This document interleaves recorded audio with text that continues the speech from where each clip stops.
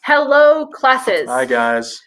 Okay, even if we make a mistake, we're going to keep doing this, but we're going to try to do a lesson that you will watch on your own, and then we'll come back on Thursday in class and talk about it. So here we go. So, character profiles, why are we doing these? Here's the short answer for this. In order to help you prepare for the mock trial, you will be creating what are called character profiles for 5 of the characters in the play. These profiles will be used as part of both prosecution and defense and may be used as part of the witness testimony you will be creating and participating in. These will help you build a more solid case in the mock trial. These tasks will help you practice how to go beyond the surface and pull out minute details and explain why they matter in a text. So what is a character profile? It's a deep examination of a character in a text. Sometimes these characters are dynamic characters, sometimes they're static characters. Regardless of which kind of character they are, you'll be creating a profile to look way beyond the surface level details and examine things like their motivations, their history, their affiliations, which would be, what side are they on? Are they on the Montague side or on the Capulet side? Are they allied with certain characters? As well as their likes and dislikes, things like that. So, how do you create a character profile? Well, there are several ways to do this, but we're going to show you 3 techniques that will allow you to come at these characters from different angles. The first technique that we're going to practice is called the hand, head, and heart profile. The second one is a more formal profile that requires a bit of literary application. And the third one is creating a public Facebook profile for the character. You will practice all of these once and then choose 2 of your favorites for your last 2 profiles. All of your profiles should include direct references to the text to support your analysis. Okay, the first one. In the hand, head, and heart profile, you'll be delving into what a character thinks, which is represented by the head, what the character does, which is the hands, and what they feel in their heart. So, for example, there might be a character who gets into a lot of fights. That's an action. That's something that he or she does with the hands. And then upon investigation, you might learn that the character feels rejected, so that's a detail for the heart, and thinks others are out to get him or her, which would be a detail for the head. The second type of character profile that you're going to practice is a formal dinner party type of variety profile. It has lots of details and is presented fairly linearly.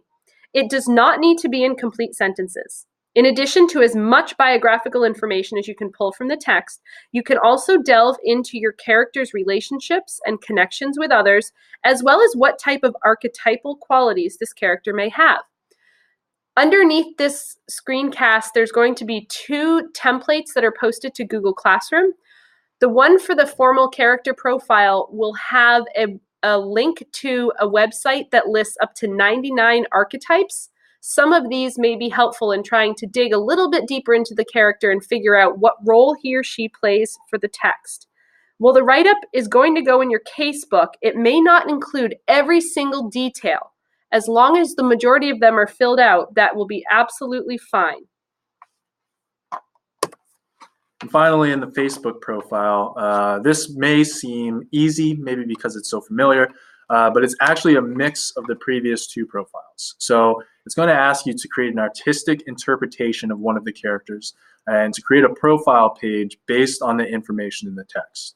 So while you may do some filling in of the gaps a bit to adapt the older script to the modern Facebook context, you should always make sure to refer back to the text with citations in order to support the conclusions that you're drawing. At the beginning of the year, we did a lot of work around direct and indirect characterization in short stories. If you need a reminder about those terms in order to help you complete this task, please head to the Google Classroom, scroll all the way down to the beginning of the year, and you will find the activities that related to indirect and direct characterization. Okay, and here are the specific expectations for this part of your casebook. So you see on the screen, there's a list of Romeo and Juliet characters. You're expected to choose at least 5 of these characters to make character profiles for. You're also expected to use each of these profile types at least once. So there's 3. You'll need to use each of them at least once. For your remaining 2 character profiles, you're free to choose out of those 3 which you'd like to repeat. Another reminder is that these profiles should be written in your casebooks. So don't be making them on Google Docs and expecting that to be adequate. You need to have them in your casebooks. Any conclusion or interpretation or inference you're making about a character while you're making these profiles, make sure that they are informed by citations from the text. And then finally, a little bit of advice while you're choosing which type of profile to use. Think about the character you're trying to make the profile for and which type might be easier given the character that you are profiling. And finally, these are due on Tuesday, April 23rd. So if you're feeling overwhelmed by any part of this screencast or this task, please don't be like Penny. Make sure that you check in with Mr. Ballou or myself so that we can support you. And in short, have fun with these. Hey, you know what I didn't tell you we need to talk about is people that want to exceed the targets. That's a good idea. Yeah, so if you're somebody that wants to exceed the targets, what we've laid out are the minimum expectations. Exceeding the targets can look different for anybody. So please see us if you'd like to talk about that so that we can best support you in how you want to dig a little bit deeper and go beyond what we've laid out here. Thank you, guys. I think that's it. I think that's it. All right, high five. All right. Good luck, guys.